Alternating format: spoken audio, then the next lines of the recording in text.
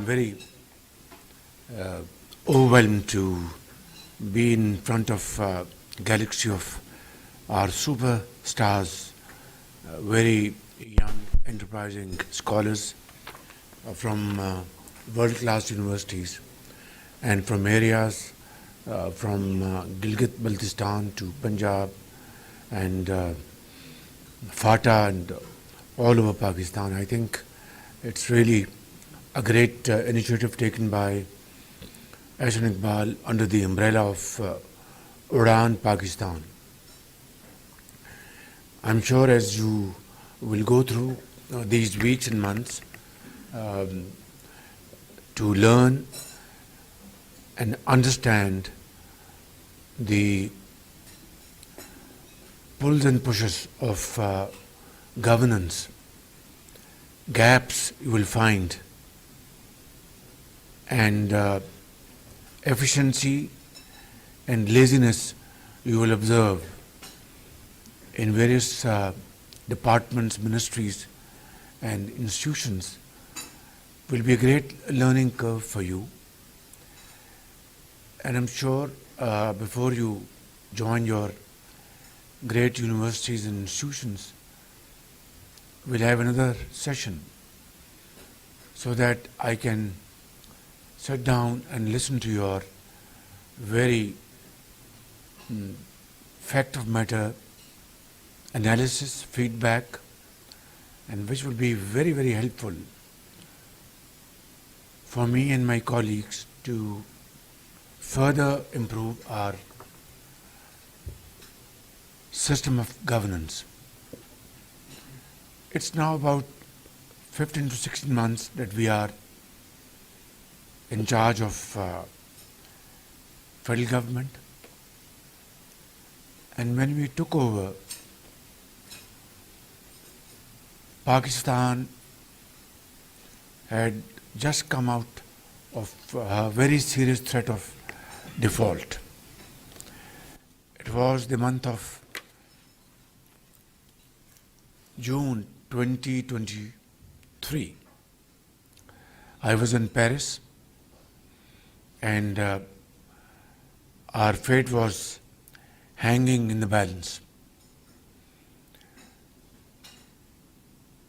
Overwhelming majority was of the view that we are going to, God forbid, default on our payments, our sovereign commitments, and minority was of the view that we'll probably escape this disaster.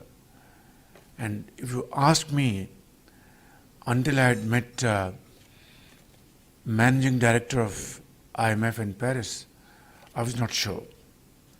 I was sure that we will not default, but I didn't know that we will be able to achieve a program in this short span of time. As luck would have it, we were able to avoid default after my marathon discussion with Managing Director IMF. I was then the Prime Minister of PDM government. Fast forward, we were again here in Islamabad and I took oath on 4th of March last year. At that point, our economy was in a bad shape. We were all observing galloping inflation, touching 38%. Our policy rate was about 22.5%. And our business atmosphere was at best very skeptical. FDIs were remote and foreign remittances were at best average. in comparison to the previous years. And we took upon ourselves this onerous responsibility, huge burden, that we will march in unison, work with sincerity of purpose, seriously, and then leave things to Allah Almighty. Fast forward, as luck would have it, our teamwork, joint efforts, paid dividends, and as we are sitting in this hall, our policy rate has come down from 22.5% to 11%. So there is a great space that policy rate will come down, which will result in what? People will withdraw their deposits, sums of monies from the banks, and invest in areas where they will get higher returns than what they are getting from banks at this point in time. Uraan Pakistan program has taken off, and it took months to finalize this program. And I think I personally chaired a number of meetings with experts, politicians, bureaucrats, and finally we were able to conceive this Uraan Pakistan, under whose umbrella we're all sitting here. You as very enterprising young interns, I as a servant of the people of Pakistan, and of course ministers and bureaucrats and experts. We set out on a roadmap which was very challenging, and it is still very challenging. Reforms, long overdue reforms, structural changes which had not taken place for decades, or business as usual. That is not with me, and that is not with Nawaz Sharif. Pakistan had to undertake these long overdue, deep structural changes if we had to find our lost place in the community of nations through hard and untiring efforts. So, I'll give you a couple of examples. Federal Board of Revenue is the agency which is like our tax collector. Import duties, income tax, land revenues, etc. All tax revenues are collected by Federal Board of Revenue. 16 months down the line, I have chaired these reform package every week, literally every week. Sat down with FBR chairman, officials, and to start with, we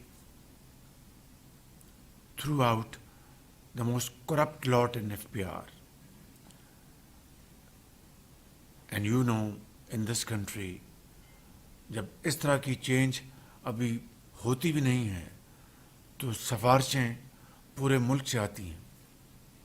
So I knew that if I have to weed out undesirable element from FBR, I should be mentally prepared to face telephone calls, meetings, safarish from left and right कि जी ये ना करें, ये इसको रहने दें, उसको कर दें फलां.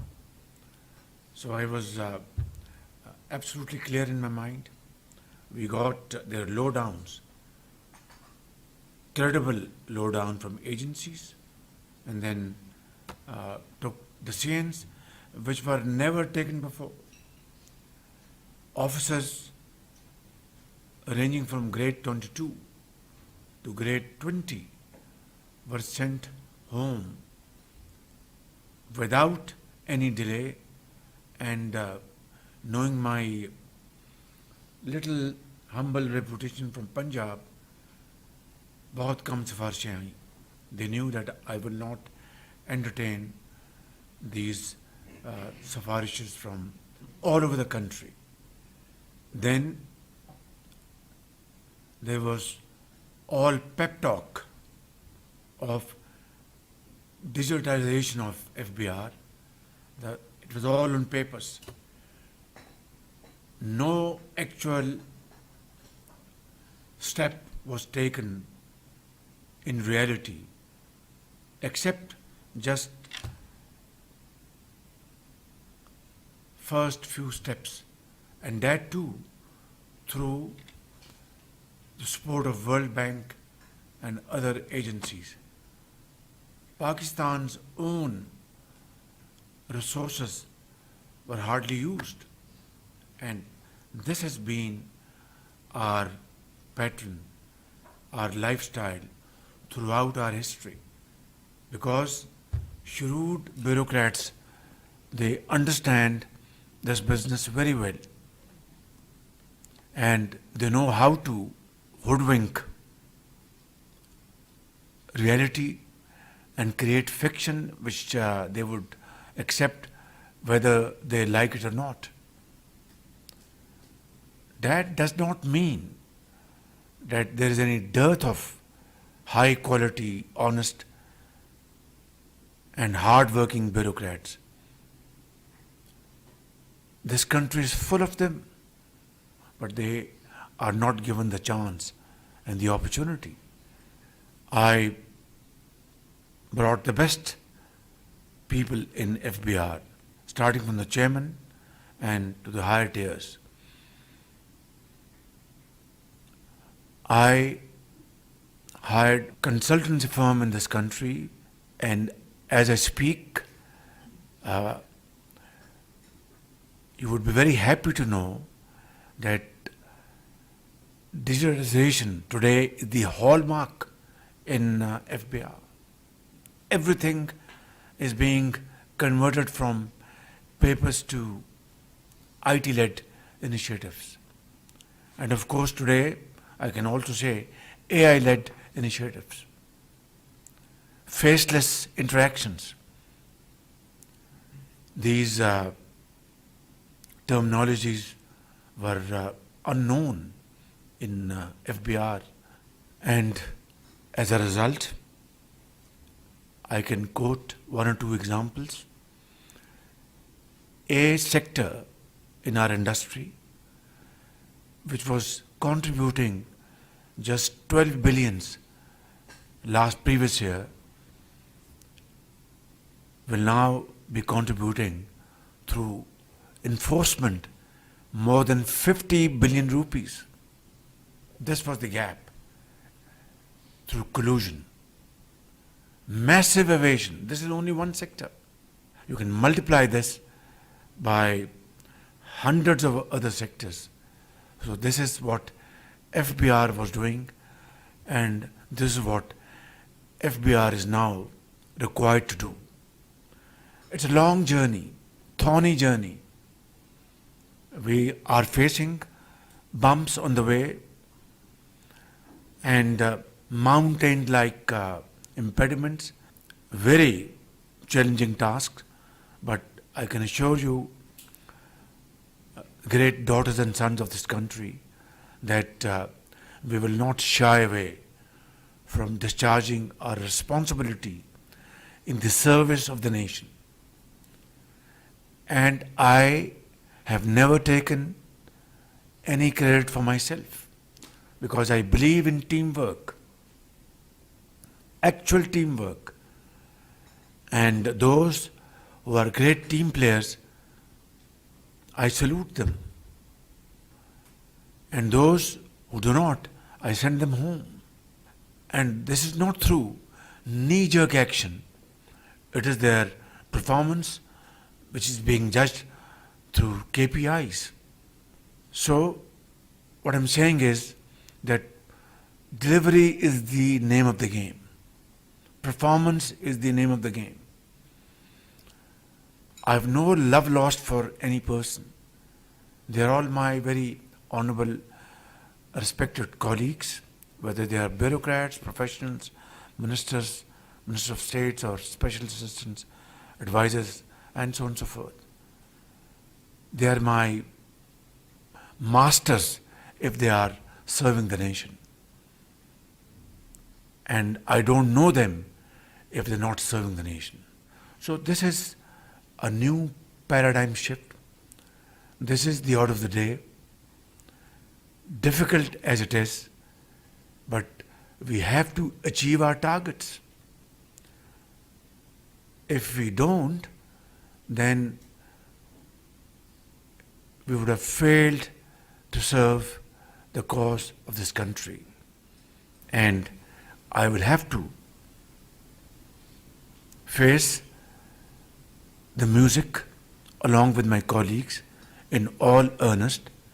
And if we're able to deliver, I think Allah Almighty, through His infinite mercy and blessings, we can stand with our head high in public domain.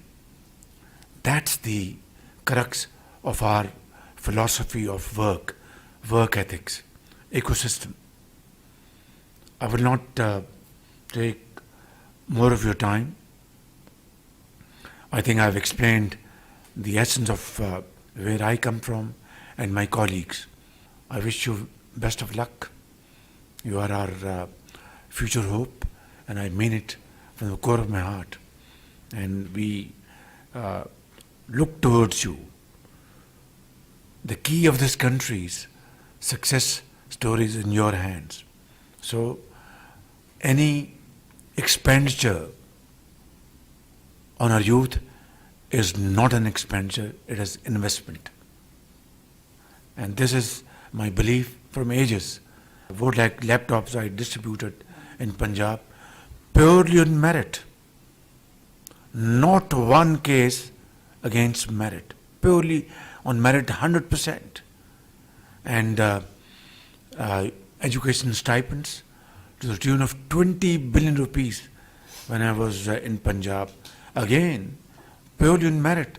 Boys and girls coming from poorest background. At times they were double orphans. We offered them stipends, and today they are PEEF scholars, graduated from various universities of the world. They are engineers, doctors, teachers, and whatnot. And I think when I will face my Creator, Allah Almighty, and when He will ask me कि तुमने दुनिया में कौन सा काम किया जो मेरी तुम इस अदालत में आए हो, तो मैं ये कहूँगा merit, merit and merit. Young boys and girls, thank you very much. Very grateful. Any question you have, I am here to answer, but be kind on me. If I talk about my fellow students, many of them get into excellent universities, Ivy League universities, including my own brother and my other fellow students who have been accepted into Cambridge, Oxford, Columbia. But there is no federal funding to support their university education. My own brother, we could not send him because of the funding. If there is any federal funding from these universities, because they are credible students who have been accepted from those Punjab Education Endowment Fund has now been graduated to Pakistan Education Endowment Fund. And this is, again, I said, based purely on merit. So this fund has come to action, and we will certainly, of course, we cannot meet ever increasing requirement. Although if I have funds, I would spend all these funds to finance your education bills. But there is a limit. Within that limit, inshallah, we will certainly, take up this issue, and this is very, very near and dear to my heart. Pakistan, as we know, is one of the most vulnerable countries to climate change. हम लोग climate change पे इतना contribute नहीं करते हैं जितना हम उससे affect होते हैं. This is a major problem, and as I'm aware that we plan to become from the top 25 economies of the world. Pakistan is one of those unfortunate countries, the first 10 countries around the globe which is exposed to climate change, and we had a very, very bitter taste of it back in 2022 when large swaths of our land, particularly in Sindh and Balochistan, were submerged, and the country suffered a loss of $30 billion. Just keep in mind that we contribute to these emissions not even a fraction of a percent. Not even a fraction. And yet we are the most affected country. Finally, young boys and girls, I'd like to congratulate you for two things. Pakistan was a victim of aggression in the month of May. Uncalled for. This Pahalgam incident, sad as it was, and it is, Pakistan had no contribution in that. Two, I offered a straight proposal to Eastern neighbor that let's have this matter investigated by an international body comprising of countries which both countries would agree to. India never even commented on this proposal, let alone, agree or disagree. And then on 6th and 7th of May, they attacked Pakistan. And as a result, 55 innocent Pakistanis were martyred in Bahawalpur, other places, and then, of course, in Azad Jammu and Kashmir. And hundreds were injured. And we defended our country. That was our basic duty, our responsibility. In that self-defense, action, 6 planes were downed. And then, as if it was not enough, during the night of 9th and 10th May, India attacked Pakistan again. And then in retaliation, on 10th morning, we responded with full might, which taught our enemy a lesson of their life. What I want to really bring up over here is, it was the result of unity of thought and action. The entire nation, from Karachi to Peshawar, was supporting our armed forces, and our armed forces showed the highest level of professionalism, acumen, and bravery, and that led to this victory. Alhamdulillah, we won this conventional war through modern techniques, modern technology, and so on and so forth. And flashing point of a nuclear war never came. By the grace of God, inshallah, it will never come. Our nuclear program is for our self-defense. It is not for aggression. Thank you very much. God bless you. Pakistan Pindabad.